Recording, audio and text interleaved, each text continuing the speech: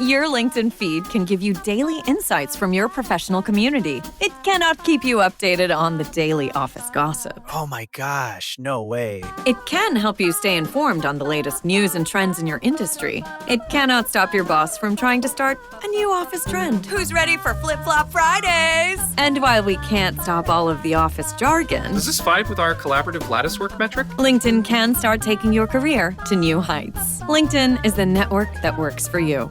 If we knew more about our sleep, what would we do differently? Would we go to bed at a consistent time or take steps to reduce interruptions to our sleep? With Sleep Score, Apple Watch measures your bedtime consistency, interruptions, and sleep duration. Then, every morning it combines these factors into an easy-to-understand score from 1 to 100. So you'll know how to take the quality of your sleep from okay to very high. Know your sleep score with Apple Watch. iPhone 11 or later required. Feel your best and amplify your everyday look with Thrive Cosmetics. Go to thrivecosmetics.com/shine26 for an exclusive offer of 20% off your first order. That's Thrive Cosmetics, CAUSEMETICS.com/shine26.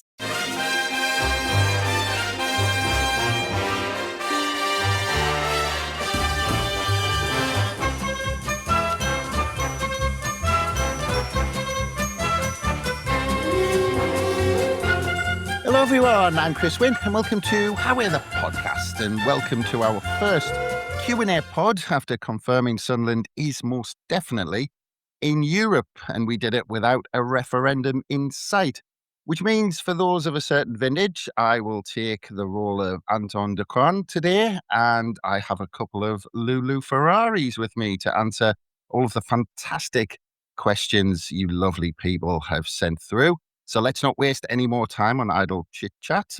First up, I have Martin Wanless. Hello, Martin. Hello, mate. How are you? All the better for imagining you two as Lolo Ferrari, because it brings back some memories, mate.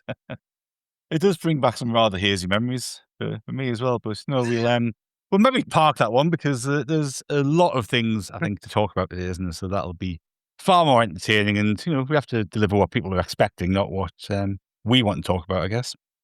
Well, yeah, absolutely, especially considering it's a Q&A, and as I said, we're trying to rattle into it because we've had more questions than we've ever had, and there is a correlation, I think, between Sunderland doing well or not so well, and how many questions we get, and certainly the tone of the questions as well. Because our next guest has been on quite a few of these Q&As and has seen the tone ebb and flow over this season, because we've got Andrew Smith with us. Hello, Andrew. Hello, bonjour, lads and lasses. Yes, I'm expecting the questions are going to be a bit more positive than they were after the Forest game, put it that way. Yeah, well, I did think about doing an introduction where I said hello in as many European languages as I could, but I couldn't be bothered to look them all up, I have to admit, or I ran out of time, one of the two. But yeah, it's your first chance to have a bit of a good kind of comment on what happened at the weekend, Andrew. So, how did you find the day? How can you sum that up? Oh, amazing. I did as I left the ground, I heard somebody ringing up. Start with a sigh. I know. I'm still dehydrated from the weekend in the sun and all of that. I'm still struggling to pull myself around. As I was leaving the ground, there was somebody speaking to his mate on the phone, just like, "Oh, this is amazing. And when he ended the call, he just went, "Anyway, au revoir," and hung up. And I just thought that's brilliant. Just seeing so many people happy and proud of the club. It was an amazing day, amazing weekend for the city in general. There was just so many positive things happening, but it was fantastic. And from about 20 minutes in, I was just thinking the typical Sunderland that we used to all know and love and hate in equal measure has just ceased to exist, because even if it hadn't have worked out, we didn't choke, we hadn't bottled anything, we turned up and we were giving it our best shot. Everybody was on the same page. It was just just the whole mood and atmosphere is different. I mean, it's in living history that we were going to games where just the East Stand was open and nobody wanted to know. And then this weekend, it's however many, 46,000 there, just loving it, loving their lives. The club is changed in front of our very eyes. It's amazing. And this kind of gets missed a little bit. We were bloody fantastic. Forget the atmosphere and what it means. We're already looking at who's going to be in the Europa League and thinking, oh, there's a couple of big hitters in there. Are we gonna get found out? But we've already shown this season we can compete against some of the best teams in the world. We've beaten the World Club champions twice. We've also beaten the richest club in the world twice as a side issue, but they're not of a standard of the teams we're going to meet in the Europa League. But we beat Chelsea, and we did so by being better than them. It wasn't a park the bus job. It wasn't anything like that. We took them apart and looked every bit a team who could perhaps compete at a higher level. I was in awe of that team. I loved the celebrations afterwards. I loved the speeches. And do you know what the daftest thing about all of this is? By qualifying for the Europa League, we automatically get a bye into the third round of the League Cup, which is the most progress we've made in that competition in 5 seasons. So without even playing in it, we've done better than we have done in recent years. It's mental. It's mental. Yeah, I don't think we're getting buys like that since we went straight to the quarterfinal of the Zenith Data Cup 30 years ago or whatever it was. But yeah, you're absolutely right. And, well, certainly me, Martin and Jeff Brown didn't miss how well Sunderland played at the weekend. That's fair. Sorry, Chris, I wasn't trying to. Well, I thought I'd put that out there. But Martin, you were asking the questions to me and Jeff, so I'll give you a chance to kind of give your overall summary a little bit in a minute. But I'm going to do it around a question. Our first one, because John Wade sent us something in that it touches on what Andrew said in a way, that maybe this change in doing a Sunderland or whatever. Because funny enough, I did see on the socials Charlton were pushing out. They were pushing out memories of scoring that last-minute goal against us in the League One playoff final, because that was an anniversary of that the other day. But John Wade sent in and said, my birthday is May the 24th. For my 55th birthday, I got a trip to Wembley in a day I'll never forget. For my 56th, I got given a Europa League spot. My wife wants to know what to get me next year. Any ideas? Now, keep it clean, Martin. Well, it's a funny one, isn't it? Because when we watched everything unfold at the end of last season and everything kind of fall into place, you think, you can't top that.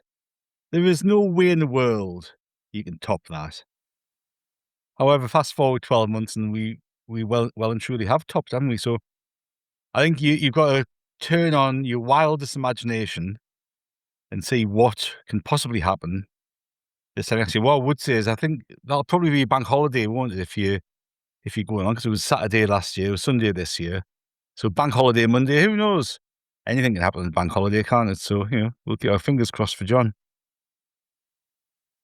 Yeah, well, that's it. But I mean, just on that, Martin, because you, as I said, you asked the questions to me and Jeff. I'm not sure how much you got a chance to try and put it into words, but where would you have that? Because I think I put to Jeff about the 73 Cup final, because he went to some of those games. But where would you have this achievement? Oh, look, I think it's difficult for the three of us to comment really well on the 73 Cup run, because you listen to Calvin, for example, on our Run This Week podcasts, recounting what was going on, the mood of the place, the impact that had, the momentum that went into all of that cup run. Now, even though we've read about and talked about and watched all the videos you can watch, I don't think you can ever truly comprehend the magnitude of that in hindsight. So I'll caveat what I'm going to say with that. I think because of what has happened to Sunderland AFC over the past, 9 years, 10 years, and where we were 4 or 5 years ago, and just the demoralising attitude that was around the club. You looked for sparks of hope, and you didn't see any sparks of hope. You looked at things to cling on to, and with the greatest respect in the world, you're clinging on to a good performance by Denver Hume or Chris Maguire getting a couple of goals. Like, those are the sorts of things you're clinging on to for some hope. 5 years ago, 6 years ago, you could not have told any of us what would transpire subsequently from that. Like, none of us would have believed anyone coming on going, oh, you know what, he'll be fine. In 6 years' time, he'll qualify for the Europa League and you'll have one of the best teams in the country. You'd be like, how are you, man? Sit down. You've probably had 27 too many drinks. It's just unfathomable, the change. You compare where we finished, which is obviously 7th in the Premier League, to the Peter Reid teams, right? Because what's our the fourth time we've finished that sort of position in the table since we got relegated all the way back in the 50s. So if you're looking at long-term achievement, again, I'll go back to what I said about the cup run in 73. Cup runs are different, aren't they? Because it's not a sustained thing over a league season where you've got to kind of dig in and dig things out, and you've got to deal with ebbs and flows in performance and peaks in performance and all that sort of stuff. You've got to sustain performance over a concerted period of time. You don't catch people by surprise as often as you might do in a cup run. And for us to do that in this day and age where the gap between the Championship and the Premier League is so vast, it's never been bigger, and it's growing all the time. I think from my experience of watching us play for the last 40 plus years, I think this is the biggest achievement that this club has had. Since 37? Is 36? When we won the league? I think you're talking in those sort of terms for achievement because of the magnitude of what we've done, the change in the period of time that we've done it over. And, you go back 2 seasons where we were 16th in the Championship, we didn't have a manager. People were counting down the days and using it to whack the club over the head with, because we hadn't appointed the manager for however long. And, the turnaround in those 24 months is astronomical. So I just think absolutely, in all the time I've been watching us play, it's by far the biggest achievement. And I'll let people older than me say if it's anything greater than that. Yeah, I'm in the same boat. I feel a bit of a fraud, even putting it in the same sentence or trying to compare it to 1973. And I wouldn't. I'd ask the question for the people to do it, but I'd certainly wouldn't. But you did kind of touch on a lot of the emotion there. And Andrew, we've got a couple of questions in from Joe Braun that ties into that. The first one says, did you cry seeing Gooch and Dan Neil in the stands, which I thought was a lovely moment? And then I think there was a moment with Luke O'Nien with Jordan Willis as well, if I remember rightly, in the stands, I think, as well. And then coming from that, looking at those players, and Martin's just talked about that, the time frame that we've done things in, because Joe Braun also asks, is this the best 12-month run in the club's history? Which is an interesting one, rather than comparing it to one specific event. But I'll put it to you on those two things: the emotion with the Gooch and Dan Neil in the stands, and where the 12-month period ranks. Yeah, I didn't cry. I was I was pretty close. I'm assuming because my daughter did check with me a couple of times. Daddy, are you all right? I think I just looked bewildered, in a state of shock, and I didn't realize until the days after that all those players were in the stands. I don't know if they were pinpointed by the TV cameras or if these are just photos that have come out since. It's brilliant seeing The players actually went to them, Andrew. Right. Okay. Well, So the players, I think it was Luke O'Nien, went into the stands and had a bit of a conflab and a bit of a hug with them. well, it's lovely to see, particularly Jordan Willis, because I remember the club looked after him when he got injured, and they did right by him and what have you. And the fact that former players who might be feeling sore that the club moved on, I think the fact that they still feel part of it and a welcome back, that shows the position the club is in, and we are trying to do things right in every aspect of the club. It doesn't surprise me that Luke O'Nien is part of that and has gone to embrace those lads. I don't know if you've seen it, but there's something flying around on social media of a small handwritten note that Luke O'Nien and Granit Xhaka have given to, I think it's one of the kit staff, just saying, hey, listen, thanks for the job you've done. I know Luke O'Nien's made a couple of other little personal efforts where he's gone and thanked people behind the scenes and just recognised them for their role. So this is a club and a group who are in a real good position, and people are appreciating each other and just treating each other like human beings. It's nice to see. We know in our own work that it's nice if somebody recognises you or just says thanks or what have you. I mean, it wouldn't necessarily bring me to tears, but when the person's got a Sunderland club badge and is a member of staff, then I do go all gooey about it. I just like where we're at as a club, and I like how we've got a group of individuals who appear on the face of it to be pleasant human beings. It's good. And sorry, Chris, remind me, mate, what was the second aspect? Is this the best? As I saw you getting lost in the emotion of Yeah. of Sunday. What Joe Braun said, is this the best 12-month run in the club's history?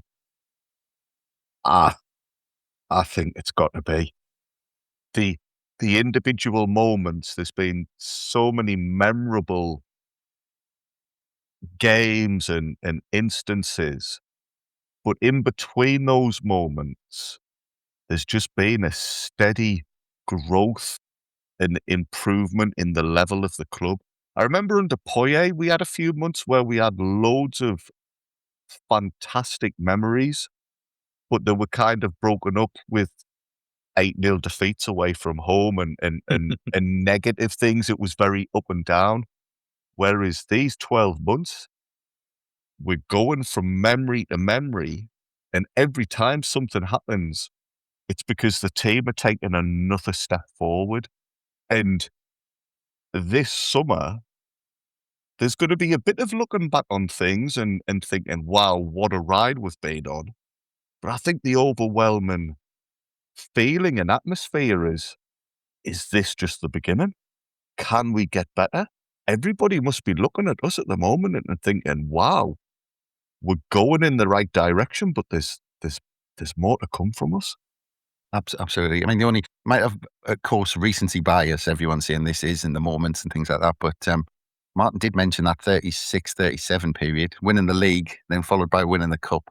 I'm sure that was a decent 12 months and in Sunderland's history as well, when fans enjoyed that 12 months. So maybe we've got a little way to go before we win the league and then followed by winning the cup. But certainly for moments, would need someone who was who watched the club during that season to tell us if it had as many moments as the last 12 months has had. But anyway, we do have some more questions about the match day on Sunday and just the emotion and the atmosphere around it. So before we get into that, I think we'll take a quick break and we'll be back very soon.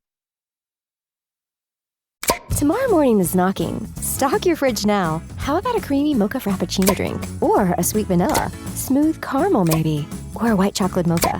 Whichever you choose, delicious coffee awaits. Find Starbucks Frappuccino drinks wherever you buy your groceries.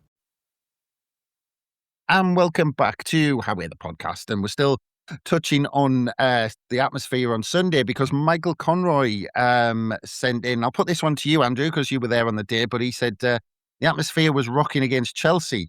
He says, I know Ballard was a moment, but I think that topped it in terms of atmosphere throughout the whole match. And a few people have said this, and it came through across on the TV as well when you watched it back, that basically from start to finish, I think that the fans had taken that atmosphere out of the ground into the ground. And I kind of touched on it with Jeff Brown a little bit, that on those days when you feel it and you're feeding off everyone else around you, you almost just think we can't get beat today, can we?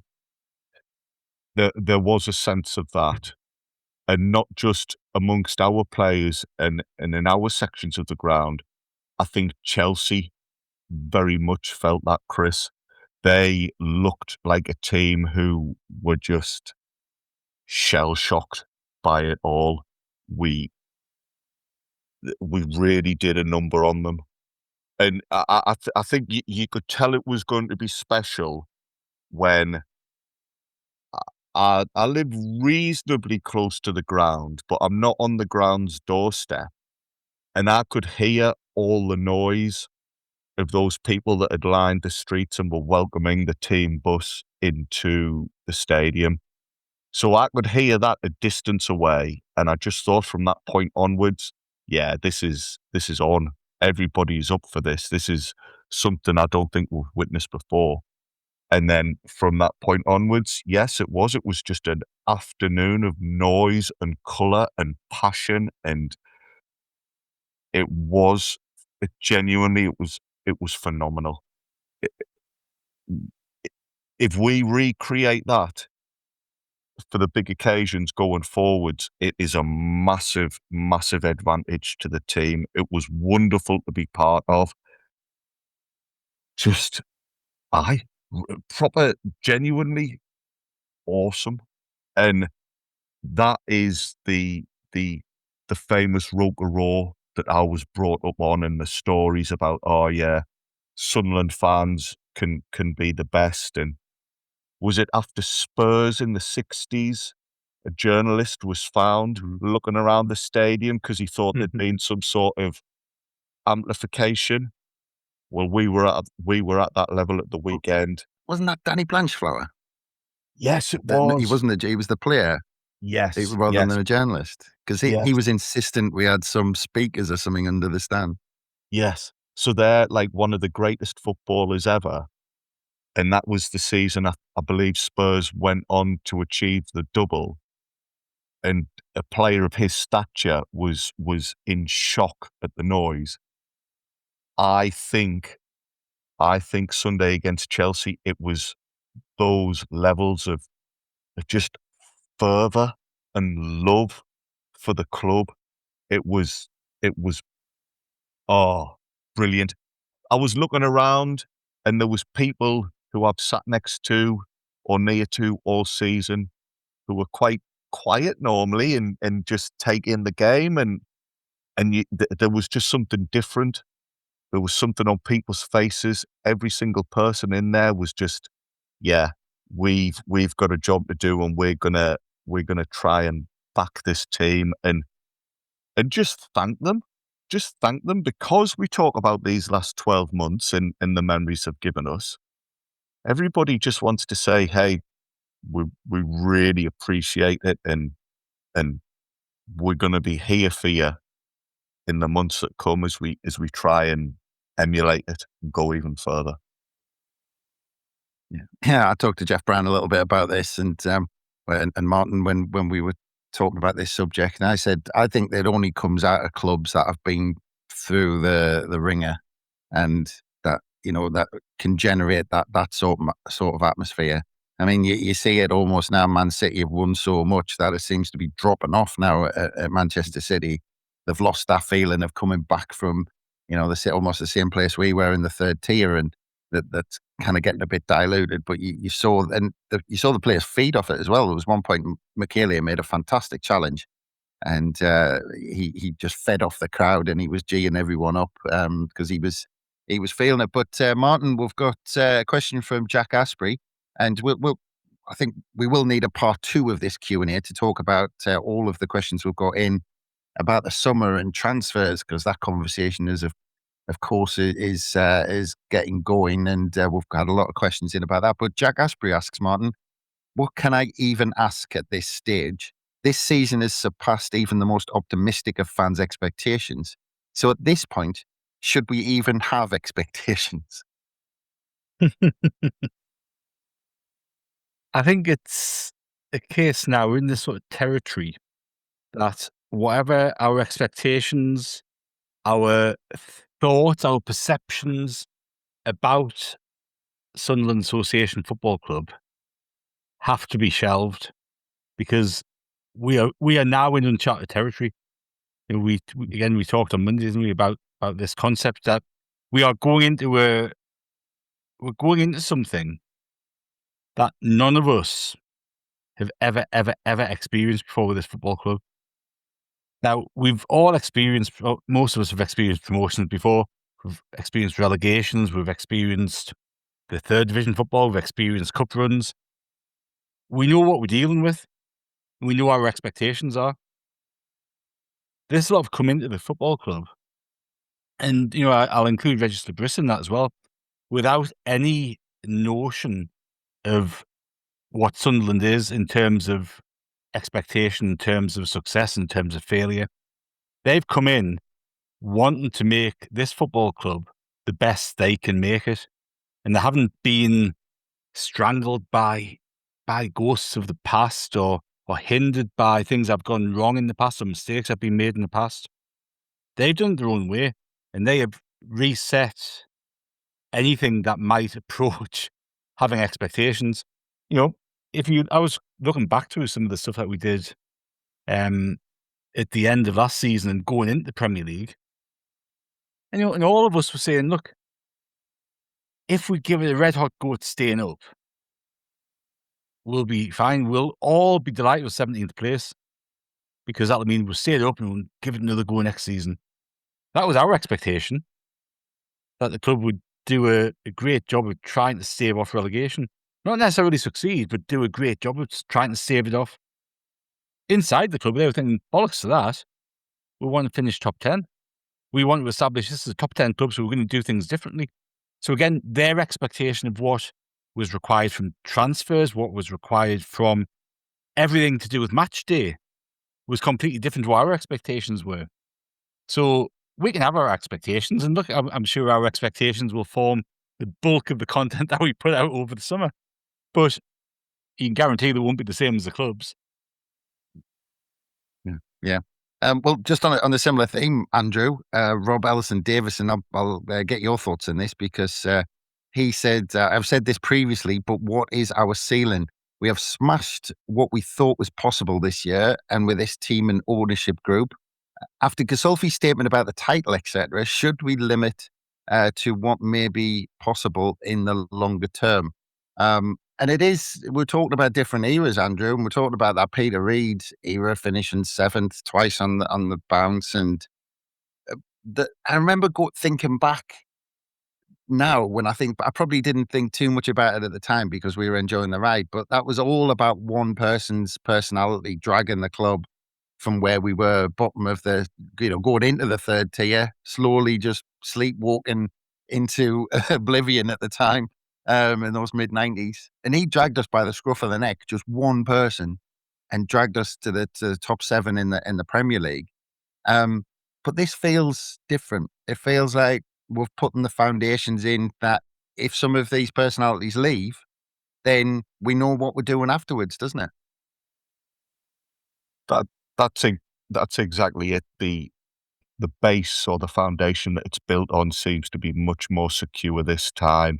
And there will be conversations over the summer about bids that come in, and we'd be disappointed if some of these players move on, but there wouldn't be the same angst that there would have been in the past had Kevin Phillips left.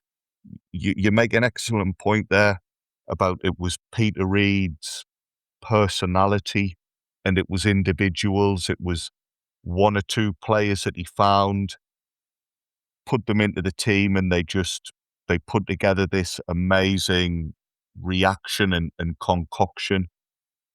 There's so many points where had Reid not signed Kevin Phillips or had Reid not brought this player into the team when he had to, it might not have happened in the same way. This time we're seeing a much more, and I don't ever wish to denigrate the job Peter Reid did.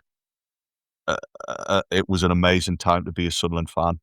But this era does appear to be more methodical and planned out and across the board, right from the very top, from the owner through to the various people he appoints in different positions. It all seems to be done with this overarching view and goal and vision. What Sunderland's ceiling is, I honestly have no clue. I've never had a clue on that because this club has always dumbfounded us, and whatever you thought could happen at Sunderland only ever turned out to be a minor version of what does then happen. Whenever we do something, we do it properly, and it's spectacular. It's either spectacularly brilliant or it's spectacularly awful, and we have to suffer it. So at the moment, it's looking good, and why not dream big? Why not? Yes, we've got to stay calm and not now complain if we don't qualify for the Champions League. You know, Come on, Andrew. Sorry, I know, Mr. Negative here, bringing down the mood. I think most fans are still pretty switched on, but yeah, let's go for it. Let's see where this can get us. We've got a lot of natural advantages. We've got a lot of resources going in our favour, so let's use them. And just on that point, and what our ceiling is, and can this become a more consistent success of a club? A couple of things you've mentioned there in the last couple of minutes, lads, really struck a chord with me. Martin mentioned there about the ghosts and the bad memories of the past, and how the fans are still very aware of them, but the current group, the current players haven't experienced those.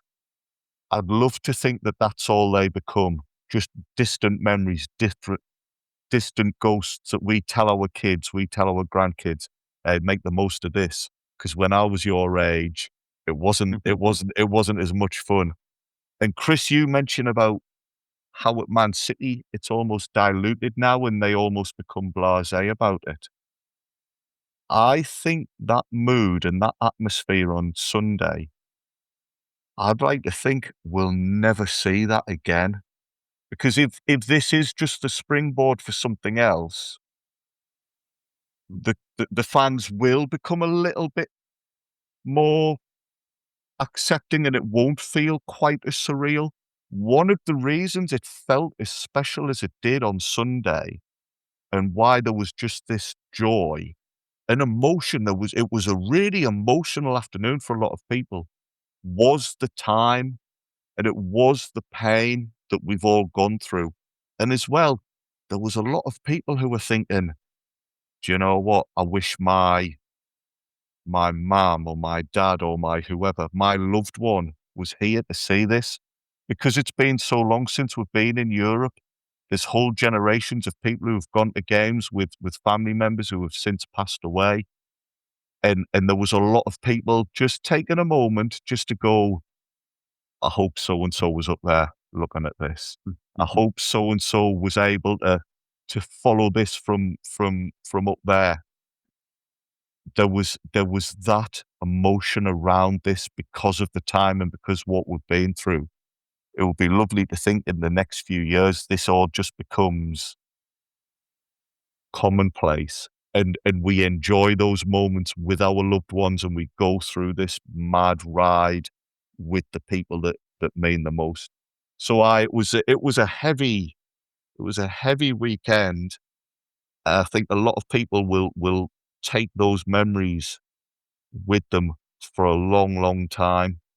And I don't know if we'll see that outpouring ever again just because of the time we've waited. Yeah. I was thinking of that Peter Kay sketch there when you were going through that, and someone saw a empty bag of quavers, getting blown past on the pitch, and they went, "Oh, so and so love quavers. They're here, they're watching it. Am They're watching it with us." Am I in danger of becoming very maudlin or something? Or I'm trying to be Oh, positive. And keep them so and so love quavers. They were there with us. They were sitting there watching this game with us. Chris, that shows you how good the club have been recently. There wasn't even any crisp packets waving around on the pitch. So these are hate-on days. To be fair, I will say there wasn't much of a breeze. But anyway, enough of that rubbish.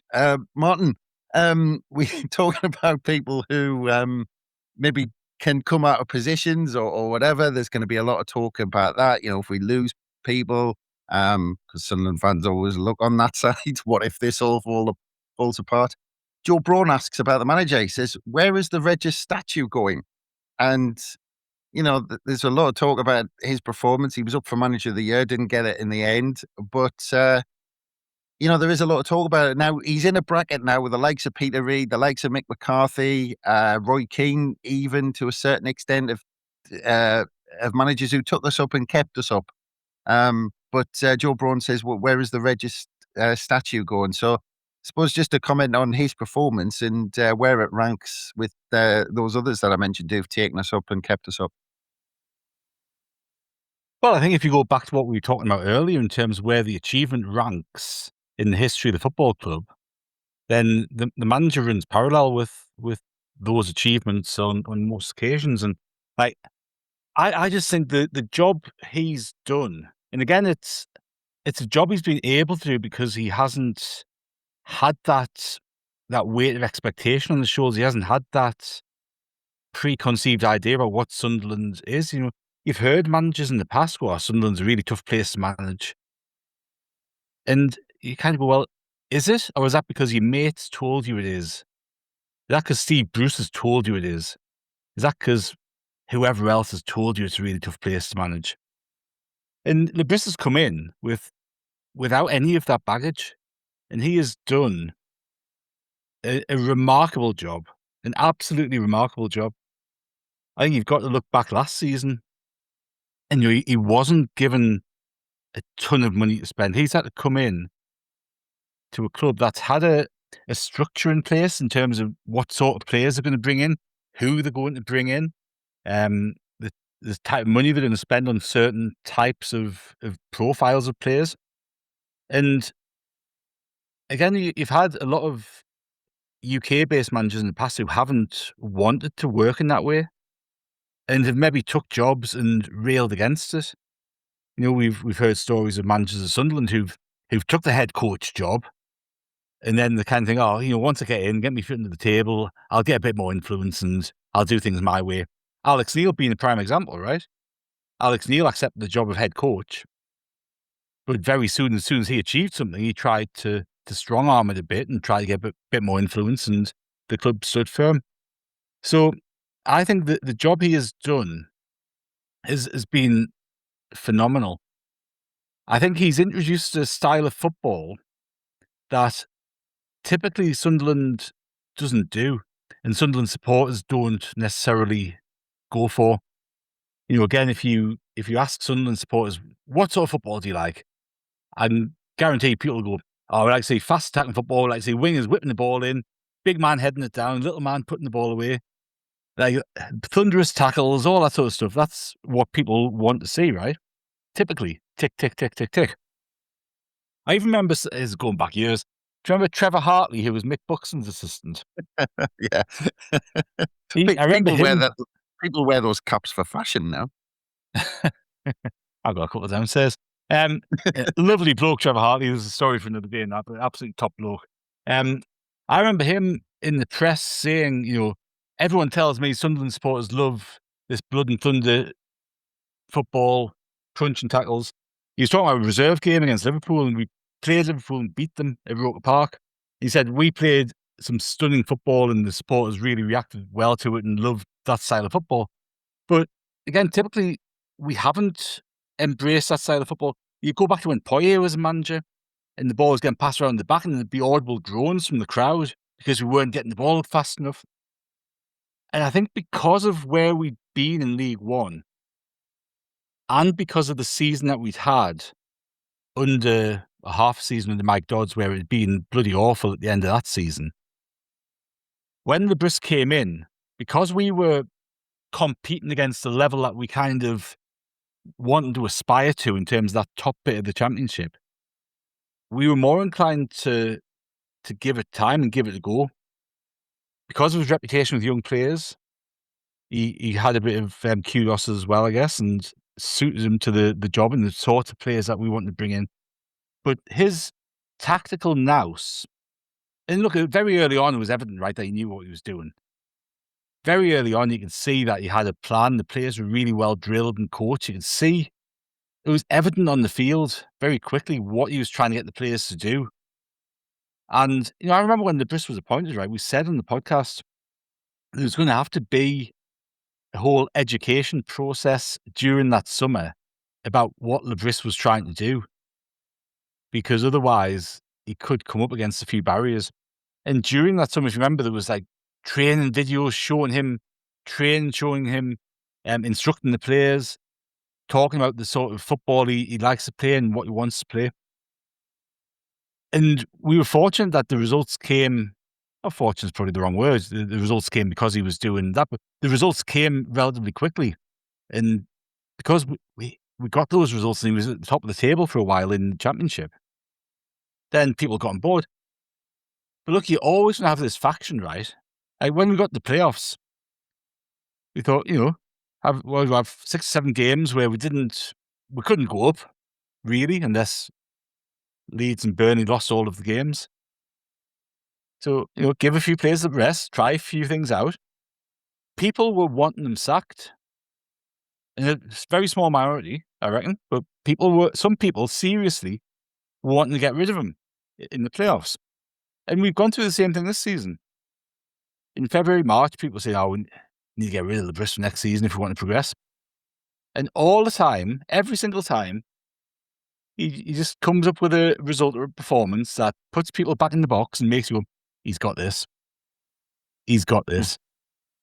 His tactical nous is superb. Like, I don't think we've ever had a manager at Sunderland who's as tactically astute as he is, making little changes in the game to affect the game and get positive outcomes.